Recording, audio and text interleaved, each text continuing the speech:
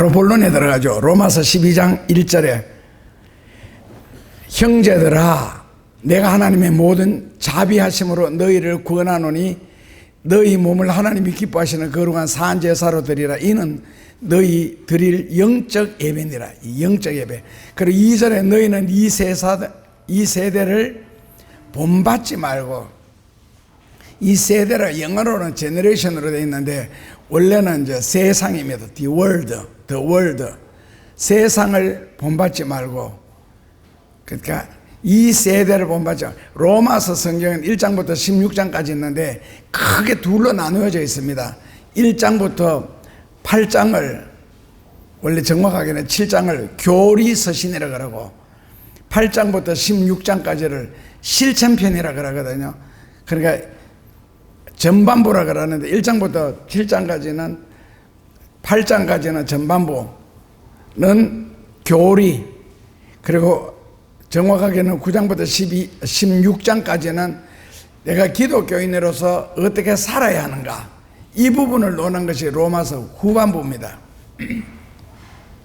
그런데 그 후반부, 기독교인이 세상에서 어떻게 살아야 되는가 할 때에 첫째로 우리에게 요구한 것이 뭐라고요? 이 세대를 본받지 말고, 있잖아, resemble this world. 이 세대를 본받지 말고, 다시 우리말로 바꾸면은요, 이 세대는 세상을 본받지 말고, 다시 원어 그대로 해석을 하면은 불신자들이 살아가는 방법을 그대로 하지 말고, 불신자들이 하는 행동을 그대로 하지 말고, 이것을 성경에는 이 세대를 본받지 말고, 이 세상을 그대로 따라 하지 말라는 겁니다.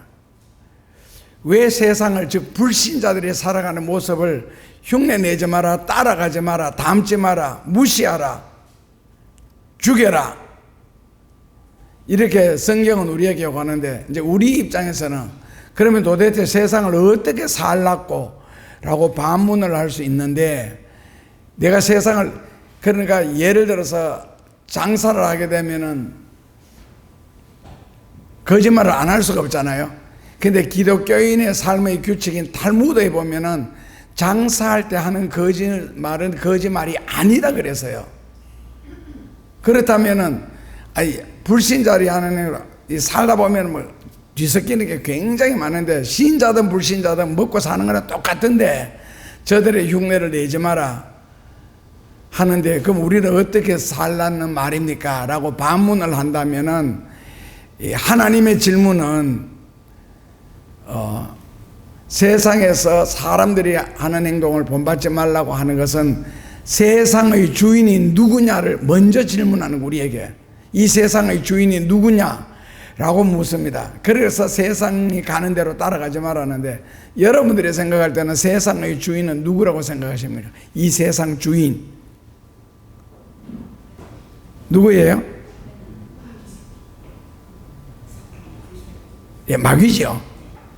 하나님이 세상 주인일 때는 에덴 동산에서 세상 주인이 맞는데, 선악과를 따먹은 이후에 인간이 에덴 동산에서 쫓겨나고 타락한 이후부터는 요한복음 8장 44절에 보면은 세상의 주인은 마귀라 그랬습니다. 결국에는 세상을 따라가지 말라는 뜻은 마귀 행동, 마귀 짓을 따라하지 말라, 마귀를 그대로 따라하지 말고 마귀의 흉내를 내지 마라. 그렇다면 마귀가 눈에 보이느냐? 여러분들은 귀신을 보신 적이 있으세요? 마귀도 못 봤고요. 나는 많이 봤는데. 그래서 마귀나 귀신이나 천사는 눈에 안 보입니다. 왜? 영적인 존재이기 때문에. 영적인 존재를 보는 눈은 영적인 눈만이 볼 수가 있습니다. 그 사람에게는 유관, 지안, 영안이 있거든요. 유관이라는 건 바로 지금 눈에 요 붙어있는, 이거는요 보고 뭐 알고 하는 거는 전혀 없습니다. 그냥 이걸 뭐라고 부릅니까? 눈알을? 눈동자를 가라는 건, 난 눈깔이라는 대답이 나올 줄 알았거든요. 이건 눈깔이, 그래, 표준말 납시다. 눈동자는 그냥 눈깔일 뿐이에요. 아무것도 아닙니다. 그냥 카메라로 말하면 렌즈. 카메라 렌즈가 모든 걸 판단하고 알고 이런 건 아니잖아요. 그냥 렌즈 비출 뿐이에요. 그게 육신의 눈이고, 그 다음에는 이제 모든 걸 판단하고 알고 하는 거는요, 지안, 알지자, 눈안자. 그걸 이제 지식의 눈이라 그러는데, 그것이 세상에서 우리가 공부하고 배우고 터득하고 살아가고 하는 그건 지안이고, 그 다음에 마귀, 천사, 귀신 이런 영적인 존재, 천국, 지옥, 영적인 존재를 보는 것은요, 영안이라 그러죠. 그 영적인 눈이라 그러거든요. 그러니까 육신의 눈이 어두우면 소경이라 그럽니다. 아무것도 안 보이죠. 영안이 어두우면은요, 역시 아무것도 안 보입니다. 지금 여러분들처럼요. 영안이 어두워져서 그렇거든요. 그러니까 보이지 않는데, 그럼 영안은 왜 어두워졌어요? 영안은 지금 저 손에 뭔가 들고 있거든요. 자, 보여요, 안 보여요? 요 지금 뭐 들고, 나는 잘 보이는데 여러분들 왜 안 보여요? 이게 보이는 게 정상이잖아요. 이렇게, 그죠?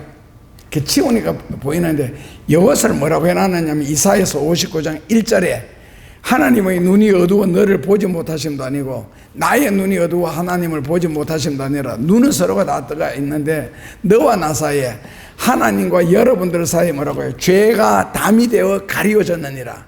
죄가 담이 되어.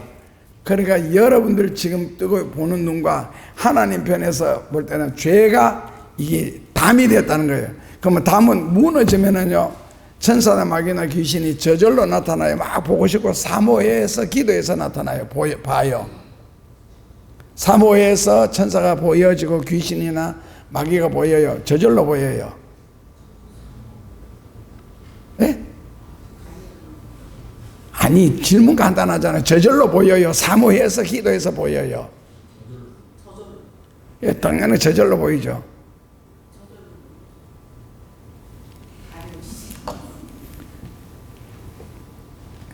오늘 아침에 문자가 하나 왔어요. 24일 날 새벽 1시에 아가 기 나왔다고. 원래 약속은 24일 날이 예성일인데, 24일 그럼 밤 0시 정각에 태어나야 정확하게 약속을 지키는 건데, 그 1시간 늦게 태어나서 그 새벽 1시에 2.9kg짜리 사진에는 얼굴이 굉장히 커 보이길래, 아, 되게 크나 하니까 날에 엄지손가락만 하대. 요만한 게 2.9kg가 나. 얼마인지 잘 모르겠는데, 내가 요 아령 때 제일 가벼운 거 하는 게 그게 3kg거든요. 그 아령 하나가 요만한 게 3kg인데 아가 2.9kg 태어났으면은, 근데 입도 벌리고 있고 눈도 뜨고 있더라고. 근데 그 눈에 뭐 보이겠어요 지금? 그게 똑같다는 거죠. 육신적인 눈을 뜨고 있다 해서 보고 알고 하는 게 아니고, 영적인 눈이 어두워져 있으면은 뜨고 있어도. 그렇다면은 성경에 세대를 본받지 마라. 세대는 세상을 본받지 마라. 왜? 세상의 주인이 마귀니까. 그래서 불신자들이 하는 행동을 따라하지 마라는 거거든요. 그렇다면 마귀의 활동 영역이 어디에서 마귀가 지금 활동해요? 귀신이 세상에서 이걸 자꾸 일방적으로만 가르치니까 여러분들이 실력이 안 되는 거는 아니다. 여러분들이 알아야 진리가 자꾸 깨달아져 가는데, 마귀의 활동 영역, 마귀가 사는 에어리어, 마귀가 어디에서 활동을 해요? 무슨 행동을 하고? 어디에? 네? 사람의 마음 속에서. 그러니까 성령도 하나님도 그렇고 마귀도 그렇고, 영적인 존재는 반드시 매개체를 통하여만 역사를 하거든요. 매개체를 통하여. 그렇다면 그 매개체가 무엇이냐 그랬을 때 사람의 마음입니다. 그러니까 마귀가 머무는 곳이 사람의 마음이기 때문에 그 사람의 마음을 이용해서 마귀는 역사를 합니다. 활동을 하고. 그래서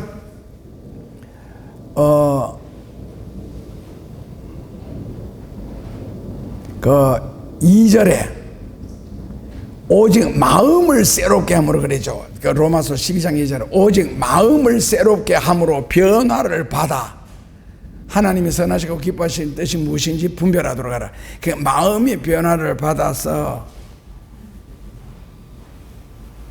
마음이 변화를 받아.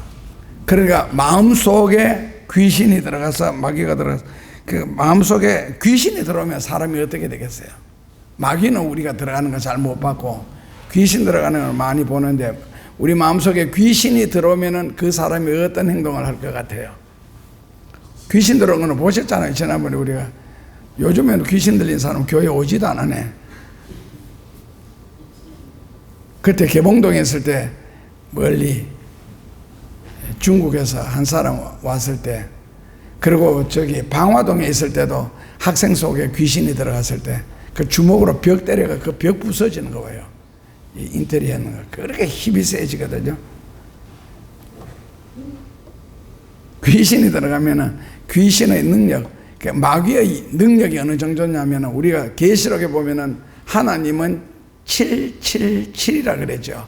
사람은요 555, 사람은 마귀는요 666이라 했습니다. 그래 777 하나님의 완전성에서 하나 빠진 게 그게 마귀라고 666. 그러니까 마귀가 할 것을 다 합니다. 하나님이 하시는 일을 마귀도 전부 다 하는데 다만 마귀가 못하는 것이 있다면은 사람에게 영생을 주는 거, 이건 그리고 사람을 심판하는 거, 이런 거는 이제 비판하는 것은 마귀가 하지만은 심판은 하나님이 하시는 거, 이거 다 마귀가 하는 역할인데 그래서 마음을 변화받으라 그랬습니다. 제가 지금 손에 장갑을 끼고 있죠. 만약에 이 수건을 던져버리면은 어떻게 되겠어요? 이리로 날아가겠죠. 여기 있는 것은 남의 물건이라고 가정했을 때 내가 가져왔다. 도적질 했잖아요, 지금. 누가 도적질 했어요? 손이 지금 보이지도 않는데, 마음이 어떻게 남의 물건을 도적질 해 옵니까? 내가 지금 가져와서. 누가 도적질 했어요? 지금 설교를 이해 못하고 설교 듣고 있어, 지금. 누가 도적질, 이건 남의 물건이라고 가정했을 때, 누가, 예? 나는 도둑질 안 했다니까 이래버리면 거짓말이잖아요. 구체적으로 누가 도둑질 했어요? 장갑이 했지요. 근데 장갑이 도둑질 할 수 있어요, 없어요? 자, 장갑 보고 도둑질 해라. 도둑질 못 하잖아, 제가. 그러면 이 장갑을 놔놓고 성령 충만 받아라 기도해라. 이게 쇼트 같은 거 인터넷에 듣다 보니까 교회 부흥회하는 장면도 한 번씩 가끔 나오대. 그러면서 불러 여러분들에게 말자다. 와, 이 더워 죽겠는데 안 그래도 불이 말하는 거고. 그리고는 뭐라 하더라, 은혜 충만인가. 나는 그런 계통 단어를 잘 안 써서 잘 모르는데 성령 충만인가 능력 충만인가. 성령 충만. 교우들에게 이제 그분이 설교를 하면서 성령 충만, 능력 충만, 이게 막 반복하다가 임할지어다. 그걸 들으면서 누가 누구에게 명령하는지 모르겠어. 강단에서 그 사람 목사인지 전도사인지도 모르겠는데 성령 충만, 능력 충만, 임할지어다 막 이렇게 고함 지르대. 아니, 성령 충만이라는 게, 능력 충만이라는 게 여기서 임할지어다 한다고 그게 입에 집니까? 그러니까 설교도 조금만 생각하면 저거 엉터리라 그러는 걸 우리가 분별할 텐데, 그럼 밑에서는 또 뭐라고 대답해야 됩니까? 여러분들도 그런 분위기가 부흥에 가면 또 아멘 하죠. 그 아멘 평생 해도 그거 다 헛방입니다. 교회 문 밖에 나오면요, 이때까지 설교 하나도 안 들은 거하고 똑같다고. 그래서 성경은 결국 우리 마음속에 성령을 영접해야 이제 성령이 들어오시면 성령이 하시는 일을 하시겠죠. 성령이 하시는 일은 요한복음 14장에 보면은 예수님이 하시던 일을 한다 그랬습니다. 그러니까 이 장갑 보고는요, 암만 성령 충만 받아라, 기도해라, 봉사해라, 사랑해라, 겸손해라, 온갖 소리 다 해도 이거 안 합니다. 못 합니다. 할 수 있는 능력 자체가 없고, 나쁘게 말하면 도적질해라, 싸움해라, 폭력을 행하여라, 온갖 소리를 다 해도 못 합니다. 이것은요, 한마디로 말하면 아무것도 아니라는 뜻입니다. 그러면 이 장갑은 지금 누구예요? 우리 자신이잖아요. 우리 자신. 그리고 우리 육신이라는 거는 아무것도 아니라는 거지. 죄를 짓는 거 빼놓거나. 그런데 이 속에 누가 들어갔어요, 지금? 누가 들어갔어요? 손이 들어가지 않아요 지금? 왜 그렇게 신령해요 여러분들은? 손이 지금 들어갔잖아요. 그 성령 받아라 은혜 받아라 해가지고 주시옵소서 아멘 해가지고 받았는데 뭐 할 수 있어요 없어요? 지금 손이 분명하게 장갑 안에 들어가서 돼요 안 돼요? 왜 안 돼요? 구석구석에 다 들어가야지. 이렇게 이래야 할 수가 있거든요. 그 받아라 걔가 받았다고 되는 게 아니라고. 이게 내 속에 지금 분명하게 장갑 속에 손이 들어갔는데 아무것도 할 수 없는 존재. 그 은혜 받았다고 하나님이 나와 함께 하신다고 뭔가 할 수 있는 게 전혀 아니라는 거지. 그러니까 작은 부분에까지도 구체적으로 다 임재를 해야 비로소 성령께서 하나님이 나를 통하여 어떤 능력이든 역사든 행하실 수가 있다는 거죠. 뭐 만약에 예수님이 병 고치셨다면은 그 예수님을 대신 오신 성령께서 병을 고치시는데 이 일은 누가 해요? 장갑이 하죠. 구체적인 일은 장갑이 합니다. 손은 속에 있을 뿐이거든. 그러니까 성경에서 마음을 새롭게 해라, 마음을 강하게 해라, 성령의 은혜 충만해라. 이거 몸이 성령 충만한 게 아니고 몸에는 성령 충만 임할 수가 없고 마음 속에 임해야 그 마음이 몸을 다스리고 다스려지는 그 몸이 세상에서 예수님께서 하신 모든 일을 할 수 있을 뿐만 아니라 나보다도 너희가 더 큰 일도 하리라. 그래서 내가 가는 것이 너희에게 유익하다. 실제로 제자들이 옷을 벗어서 길에 깔고 나귀 등에 덮어 씌우고 그리고 예수님이 그 나귀를 타고 예루살렘에 들어가시는데 그 제자들이 벗어 놓은 옷을 누가 밟고 지나가요 지금? 그 나귀가 밟고 지나가잖아요. 그 누리는 것은 나귀가 누려요. 마귀가 누리는 게 아니고 나귀가 누리는데 그러나 다만 그 나귀 등에 예수님이 타셨다는 거지. 그리고 그 제자들의 옷을 예수님이 깔고 앉으셨고 그러니까 하나님께서 우리는 예수님의 이름으로 하나님의 이름으로 모든 것을 누릴 수 있고 다스릴 수가 있는데 결국에는 예를 들어 맛있는 음식을 먹어도 돈을 벌어도 누가 씁니까? 손이 쓰는 건 아니잖아요. 손은 결제하고 뭐 사인하고 이럴 뿐인데 결국 음식을 먹어도 몸이 먹거든요. 그 육신이 다 누리며 하는데 여기에서 이제 인간이 착각할 수 있는 것 있잖아요. 장갑이 착각하는 거. 자기가 마치 물건을 들고 뭐 옮기고 일 다 하는 것처럼 생각을 하는데 장갑지는 아무것도 할 수가 없죠. 그래서 성경에는 사도행전 17장 29절 정도 보면은 하나님께서 허락지 아니하시면 사람은 산상보건식으로 표현하면 눈꺼풀 하나도 사람이 자기 멋대로 감았다 떴다 못한다. 되게 표현할 때는 세상에서 제일 무거운 게 눈꺼풀이라고 그러더니 진짜 눈꺼풀 무거운 거 있잖아요. 한참 졸릴 때. 그러니까 장갑 스스로는 아무것도 할 수 있는 것도 없고 옮길 수 있는 것도 없는데 다만 속에 손이 들어갔을 때 모든 것을 움직이는 것처럼 우리 마음속에 성령이 오시면은 그 성령께서 다양한 작업을 역사를 통하여 예를 들어서 지금 같으면 뭐 돈을 벌게 한다든지 예를 들어가 어떤 능력을 행하게 한다든지 기도를 행하게 한다든지 뭐 병을 고친다든지 형통하게 한다든지 이거는 다 하나님께서 하시는 일인데 다만 누구를 통하여 하느냐. 그러니까 누구라는 것은 마음속에 악한 영, 마귀영, 귀신의 영을 통하여 하느냐 성령을 통하여 하느냐. 우리는 하나님의 자녀니까 성령을 통하여 당연하게 해야 되겠죠. 그러기 위해서는 뭐라고 해요? 우리가 해야 할 때 그것은 로마서 12장 2절에 너희 마음을 새롭게 함으로 그러니까 세상을 본받지 말고 이 세대를 본받지 말고 마음을 새롭게 함으로 하라는 겁니다. 마귀가 마음에 들어오면은 사람은 어떤 짓을 하겠느냐 했을 때 계시록 12장에도 보면 나오는데 사람이 마귀 짓을 하게 되어 있습니다. 말을 할지라도 그 천국의 방언이라는 게 있고 세상의 방언이라는 것이 있는데 이제 뭐 천국의 방언은 계시록적으로 말하면 할렐루야 하나밖에 없고요. 그냥 일반적으로 우리말로 표현하면은 미안합니다, 감사합니다, 뭐 예를 들어 고맙습니다, 은혜롭습니다, 사랑합니다 이런 게 천국 방언이라 그러거든요. 그런데 예를 들어 속에 귀신이 딱 들어오잖아요. 그럼 아침에 딸아이가 학교 안 가고 옛날에 어떤 여자 집사가 이야기해서 진짜 이불 못생겼거든요. 가시나가 못생겨도 알맞게 못생겨야지. 그런데 또 눈 상급을 수술해서 표도 안 나 했는지 안 했는지. 근데 세수하고 가방을 딱 들고는 거울 앞에 있잖아요. 가만히 앉았는데 그것도 아침에 학교 안 가고 평균 2시간씩 앉았대요. 안 그러면 저녁에도 거울 앞에 그냥 가만히 앉았다. 거울만 보고. 그러니까 속에서 뭐 난다 그러지? 천불이 나지. 왜 천불이야? 지불이지. 지옥불이 붙어야지. 근데 말을 이러는데, 야, 이 미친년아, 빨리 와서 밥 처먹고 한개 안 가고 지금 무슨 지랄을 하고 있어?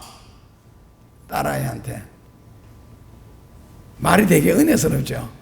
한번 딱 들으면 절대로 안 잊어버려. 야, 이 미친년아. 자기 딸을 부르면서 이 미친년아. 빨리 와서 밥 처먹고 학교 안 가지. 지금 무슨 지랄 하고 있어?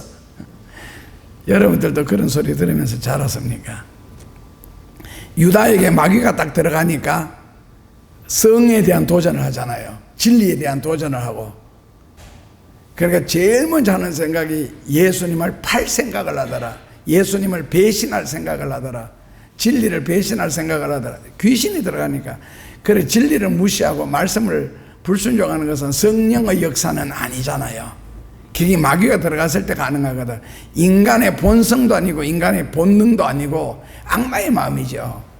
그러니까 내 몸을 통하여 일어나는 모든 나쁜 짓은 내가 하는 것이 아니고 마귀가 하는 거죠. 귀신이 하는 거고, 심하게 말하면은 진리에 관한 것, 거룩할 성에 관한 것은 사탄이 한다 그럽니다.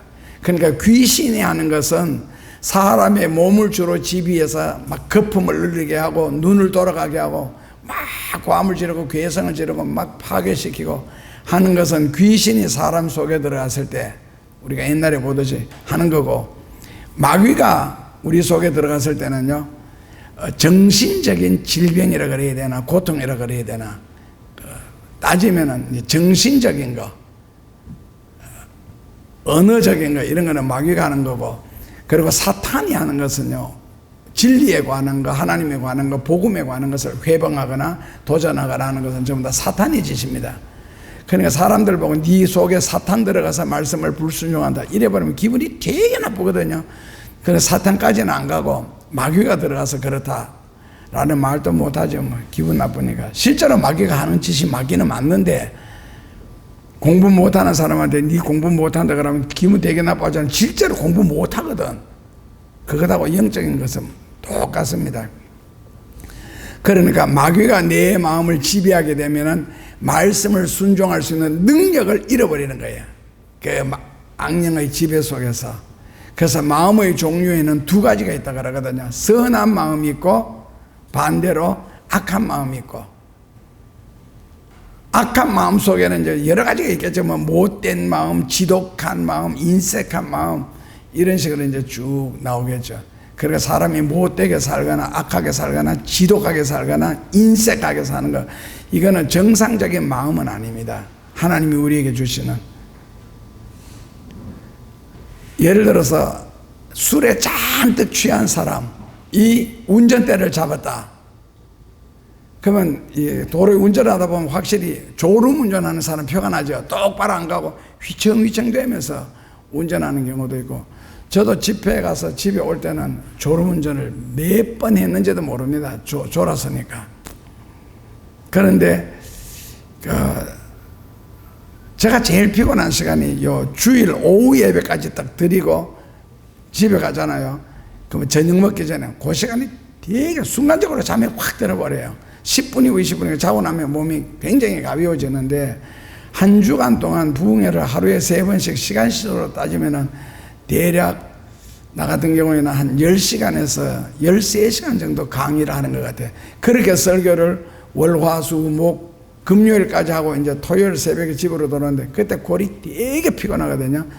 보통 출발을 거기 있으면 하루 더 자야 되니까, 집회 끝나고 정례가 출발하면 보통 밤 12시나 새벽 1시경에 집으로 오는데,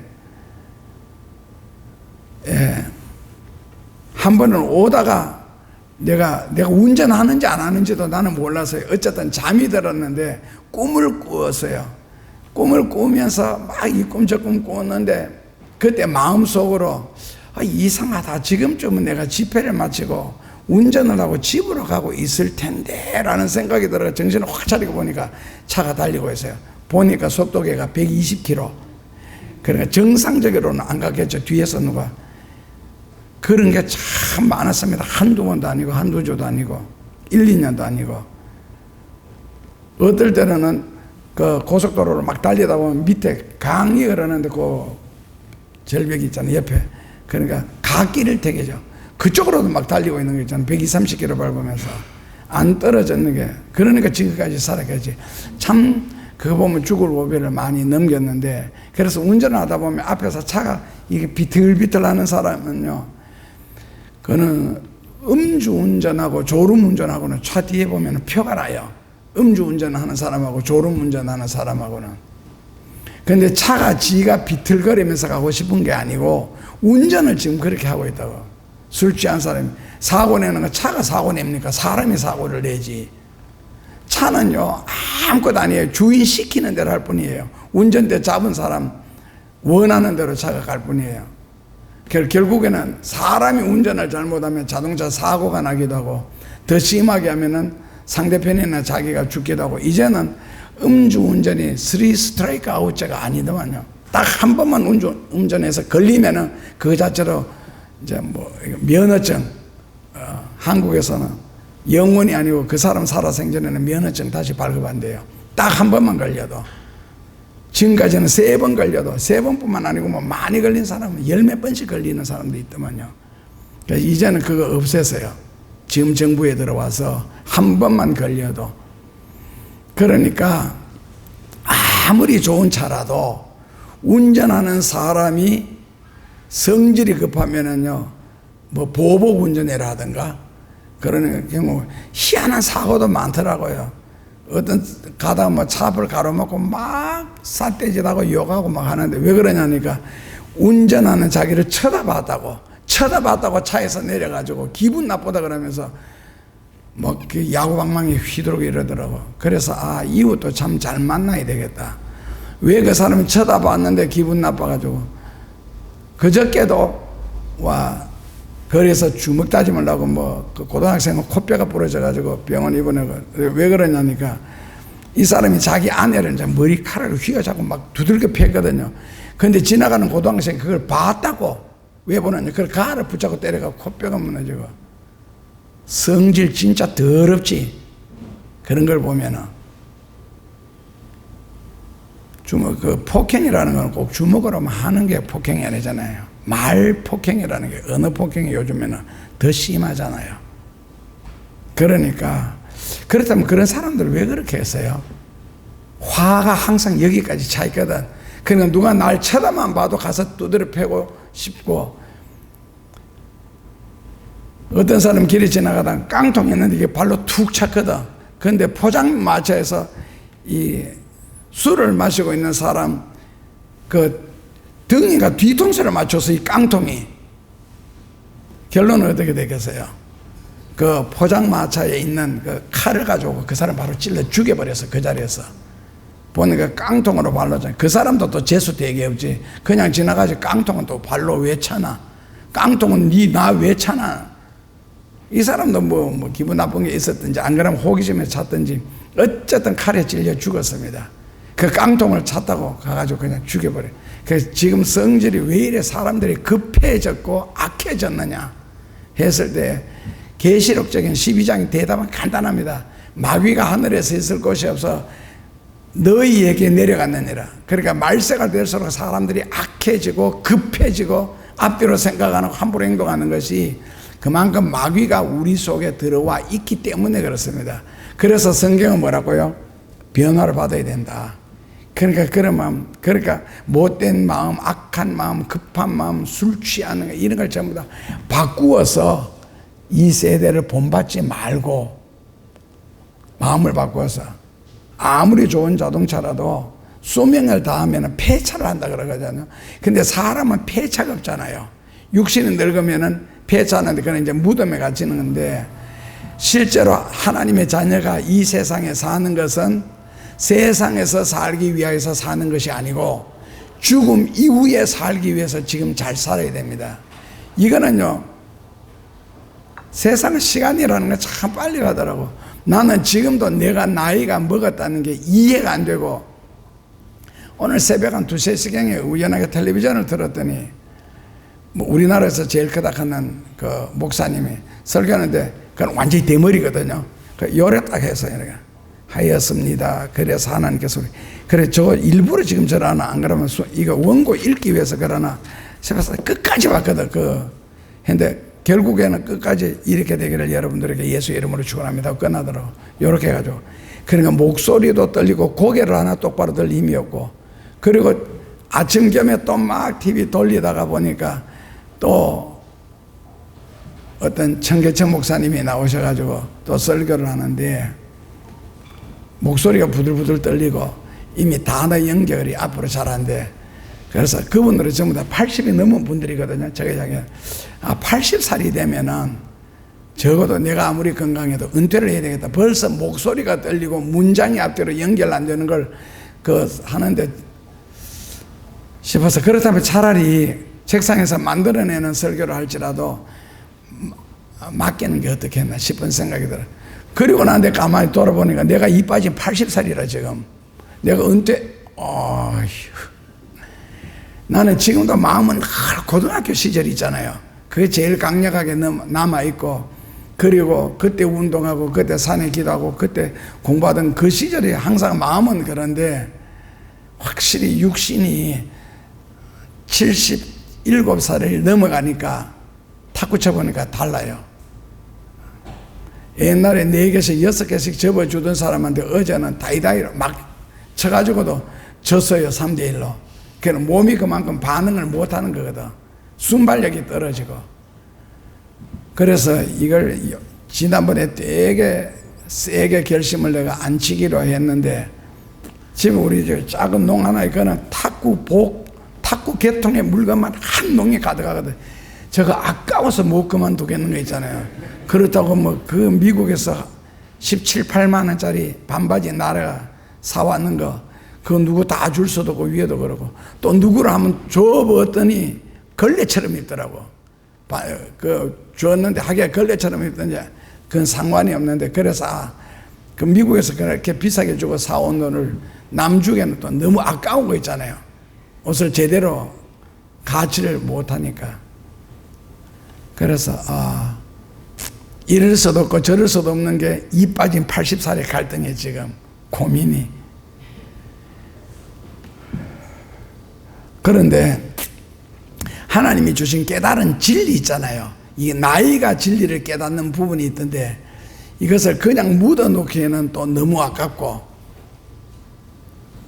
남에게 알리지 않고는, 그리고 사람에게 그 연조라는 게 있잖아요. 그 쌓아온 그 히스토리, 뭐 기도 같으면 기도를 많이 쌓아온 우리 어머니처럼 그런 분이 기도하는 것하고, 금방 은혜 받아가 막 열정적으로 눈알이 튀어나오듯이 막 흥분해가지고 고함 지르면서 하는 그런 기도인데, 지난번에 대구에 한번 사명자 집회 갔을 때 그 사람들이 모여가 찬송하고 막 기도하는 그 목소리를 들었을 때, 내가 항상 기도 다음에 강단에 서니까 그 여자 목사님이 대표 기도를 했는데, 대구 말로 기도하는데 내가 하나도 못 알아들어서, 그래 앞에 나가서 내가 하나도 못 알아들었습니다.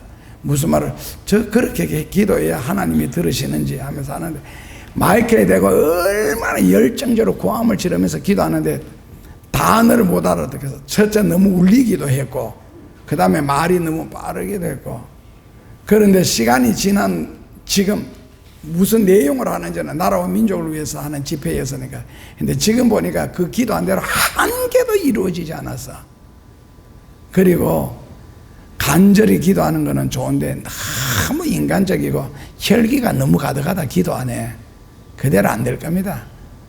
결국에는 안 돼. 안 돼서 한 개도 안 돼서 기도하는 대로. 그러니까 어떤 그 육체적인 이 부분에서 나오는 모든 것들은 성경에 보면 선한 것이 없다 그랬는데, 그렇다면 사람의 마음을 왜 온유한 마음, 겸손한 마음 이런 걸로 바꾸어라 했겠느냐. 2절에 변화를 받아서 하나님의 선하시고 하나님 기뻐한 그런 것으로 바꾸라 한 이유가 무엇이냐 했을 때 1절에 답이 있네요. 내가 하나님의 자비하심으로 너희를 구원하노니 너희 몸을 하나님이 기뻐하시는 거룩한 산제사로 드리라. 이것이 영적 예배다. 우리가 자꾸 영적이다 영적이다 가라는데 몸을 하나님께 드리는 게 영적인 예배다. 그렇다면 하나님 앞에 영적인 예배를 드리기 위해서는 너희 몸을 하나님이 기뻐하시는 거룩한 산제사로 드리라. 거룩한 산제사로 드리기 위해서는 우리 몸을 거룩하게 만들어야 된다. 거룩하게 만들기 위해서는 항상 우리 속에 하나님의 은혜, 성령의 은혜가 늘 가득하도록 그렇게 노력하라는 거거든요. 그러니까 과연 나를 하나님 앞에 바칠 수가 있을까? 여기 헌금해 보면은 이 시간 주님 앞에 자신을 드립니다라고 앞에 해놨는데 과연 자신을 드릴 수가 있을까 싶은 질문을 해봐요. 요게 그런 비록선하지만 왜냐하면은 때로는 속에 음란한 생각 아니면은 혈기 아니면은 그 세상에서 뒤죽박죽 살았던 그 온갖 죄성 이런 것을 하나님 앞에 드립니다 했을 때 하나님이 그러면 받으실 수 있을까? 그럼 하나님이 이런 나를 받아서 하나님이 하실 수 있는 게 무엇이 있을까? 물론 하나님이 은혜 베풀으셔서 중생시켜서 변화시켜서 하나님이 쓰실 수 있는데 그것은 내가 허락을 하고 내가 순종을 하기 전에는 하나님이 절대로 나를 쓰지 않는다. 하나님은 거룩한 자를 상대하시지 죄인은 상대 안 한다. 죄인은 죄를 용서하기 위해서 상대하는 것이지 하나님이 역사하고 동력하기 위해서 상대하는 것은 절대로 아니다. 그래서 내가 거룩하니 너도 거룩하라. 성경에는 아주 진리라는 걸 그렇잖아요. 분명하게 탁탁 쪼개놨는 거. 그래서 하나님 앞에 나를 드리기 위해서라도 내 마음이 먼저 변화를 받고 그리고 성령을 모셔야 된다. 그 성령을 은혜를 모시지 않으면은 하나님 앞에 드릴 수도 없고 드려도 받지도 않습니다. 인간인 나도 그런데 하물며 거룩하신 하나님이 그래서 너희 몸을 하나님께 드리기 위해서 너희는 변화를 받아야 되고 변화를 받아야 된다. 그래서 여기 1절에 보면은 너희를 권하는 너희 몸을 하나님이 기뻐하시는 산제사로 드려라. 이것이 이제 영적인 예배인데 몸이라 그럴 때에 헬라어로 몸을 소마라 그러거든요.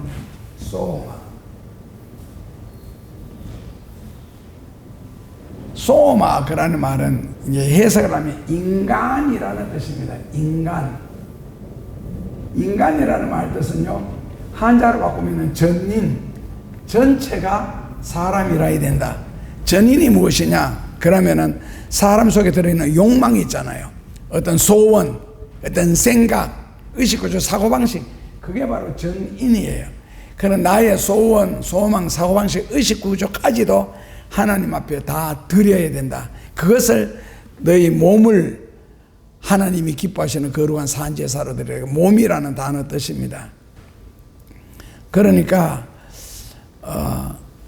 하나님 앞에 거룩한 산제사로 드려라. 거룩한 제사에는 구약적인 제사가 있고 신약적인 제사 이제 두 가지로 나눌 수가 있는데 구약 시대 때는 사람들의 그 삶의 생계수단이 있잖아요. 소, 양 이런 것을 가지고 하나님 앞에 제사를 드렸거든요. 그 사람들이 그 재산이죠 어떤 면에서.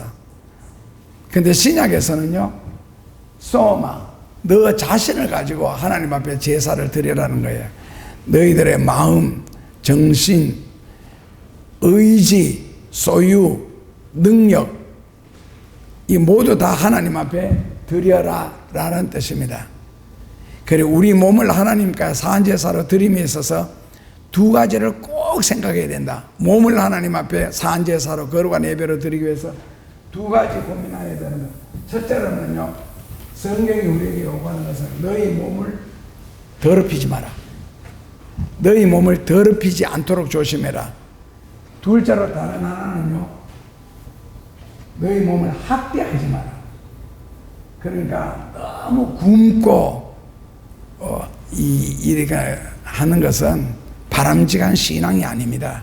몸을 건강하게 만들어서 건강한 몸에 건강한 정신이 깃든다 그러거든요. 너무 굶고 벌써 몸무게 빠지는 게 힘이 쭉 빠지잖아요, 사람에게서. 그래서 사도 바울은 우리 몸을 하나님 앞에 드리기 위해서는 몸을 더럽히지 마라. 죄로 말미암아 더럽히지 마라. 그리고 몸을 고생시키지 마라. 일하지 마라는 뜻이 아니고 학대하지 마라는 뜻입니다. 학대. 그래서 이렇게 깨끗한 몸, 거룩한 몸을 드리는 것이 하나님 앞에 영적인 예배다. 영적인 예배다 그랬을 때 영적이다 그라는 말은 헬라로 어려운데 로키케네라 그래서 우리말로 바꾸면은 이성적이고 합리적인 거, 아주 누가 봐도 옳다, 바르다, 그 합리적인 것 있잖아요. 합리적인 거. 이것이 바로 영적이다 그런 뜻입니다. 합리적이다 혹은 이성적이다. 이성적이다, 합리적이다. 그러니까 누가 들어도 생각해 그 바르고 옳다. 내가 어떤 행동을 하고 말을 할지라도 참 바르다, 은혜스럽다. 이것이 바로 뭐라고요? 예, 소마. 이것이 바로 영적이다라는 뜻입니다. 영적이다. 그러니까 영적이다 그러니까 눈에 뭐 번쩍번쩍 나타나고 귀에 뭐 이상한 소리 들리고 이게 아니고 이성적이고 합리적이고 깨끗한 것, 이걸 영적이라고 합니다. 영적인 것도 우리 사람 마음 속에서부터 영적이 돼가 흘러나오는 거니까. 그래서 하나님 앞에 몸을 드리기 위해서 두 가지 조심해라. 첫째로는 뭐라고요? 죄로 더럽히지 마라. 둘째로는 몸을 학대하지 마라. 지금 배가 꼬록꼬록 소리 나는데 저녁에 자야 돼.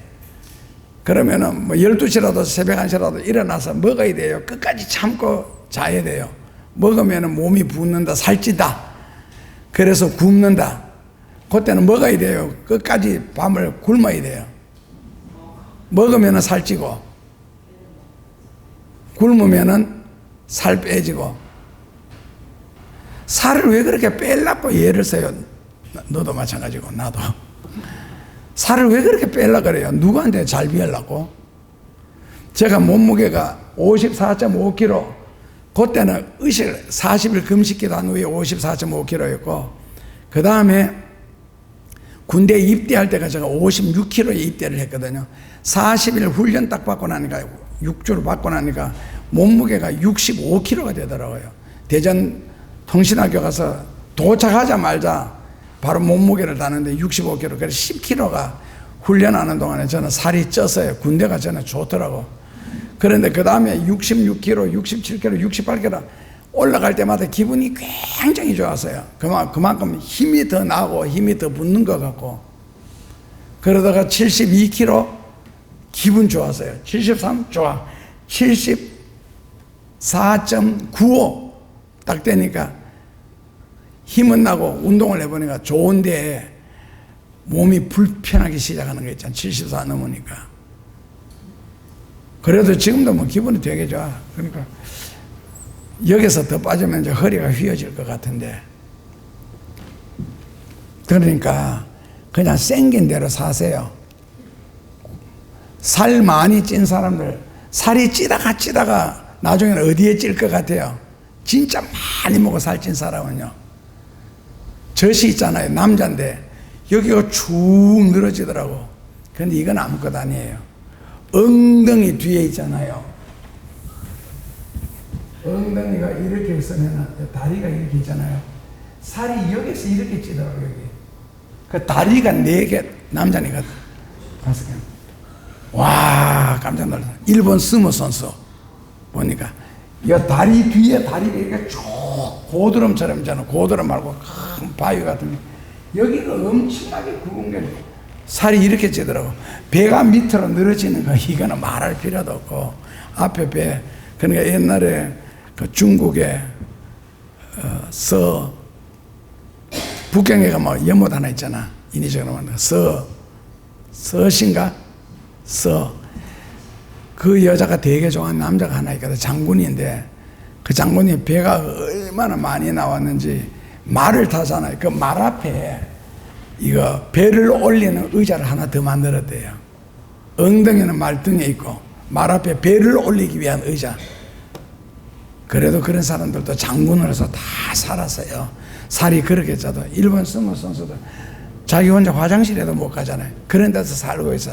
그러니까 여러분들은 너무 날씬해서 오는 병이 있잖아요. 그게 걱정하지. 하기야 살 때문에 오는 병이 더 많겠지만 하여튼 살이 너무 찌면은 미련해 보이잖아요.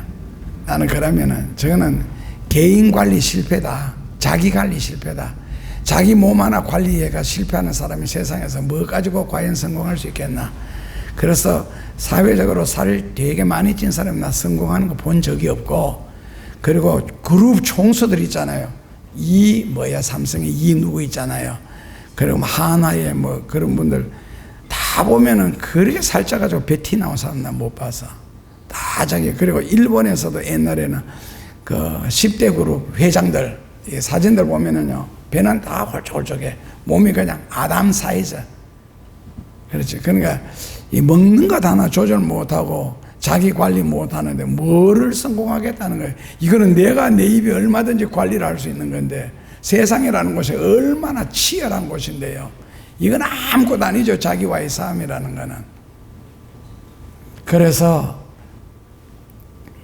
하나님 앞에 우리 몸을 온전하고 깨끗하게 드리기 위해서, 거룩한 산제사를 드리기 위해서, 영적인 예배를 위해서 시대를 본받지 말고 마음을 새롭게 함으로 변화를 받아라. 세상 사람들 눈 속이려고 잔머리 굴리지 마라. 그러면 반드시 실패합니다. 그러니까 세상 사람들처럼 살지 마라. 그렇게 깨끗하게 살고 온전하게 살아도 얼마든지 하나님의 축복을 받고 성공할 수 있고 승리할 수도 있다. 대신에 인간적인 요령껏 살아야 되겠지만은, 오늘 성경 보면 잘 이해하셨죠? 영혼은 폐차를 절대로 하지 않고 넷을 위해서 사는 겁니다. 그러니까 육신이 아무것도 아니라는 거죠. 성경에서는 영혼을 위해서 살아야 된다. 넷을 위해서. 12장 1절에서 2절 한 번만 읽어드릴게요. 사랑하는 형제들아, 하나님의 모든 자비하심으로 너희를 권하노니, 부탁하노니, 너희 몸이라는 건 뭐라고요? 바디, 육체적인 걸 말하는 게 아니고 정신, 사상, 의지, 소원, 욕망, 이 전체를 일컬어서 몸이라고 합니다. 소마라 그래. 젤라어로 소마. 하나님이 기뻐하시는 거룩한 산 제사로 드리라. 구약의 제사는 피를 흘려 죽여서 하나님 앞에 소를 바치고 양을 바쳤지만, 신약에서는요, 산 순교자적인 삶을 통해서 하나님 앞에 산 제사로 드리라는 거예요. 우리 몸을. 이는 너희의 드릴 영적인 예배, 가장 귀한 예배이기 때문에, 그러기 위해서는 첫째로 세대를 본받지 마라. 세상주의는 마귀고, 마귀가 사람들 속에 들어가 사는 행동, 사고방식, 의식구조를 너는 절대로 흉내내지 마라. 그리고 하나님이 선하시고 기뻐하신 온전한 뜻이 무엇인지 분별하도록 하라. 이것이 말세를 살아가는 비결이 아닌가. 앞으로 예수님이 오실 때에 결국 이런 자들을 데리러 오시지 않겠어요. 하나님이 선하시고 기뻐하시는 뜻을 따라 살려고 애쓰는 사람들. 그래서 오실 예수님을 맞이하기 위해서라도 로마서 12장 1, 2절은 꼭 가슴에 간직히 했으면 좋겠습니다. 기도하겠습니다.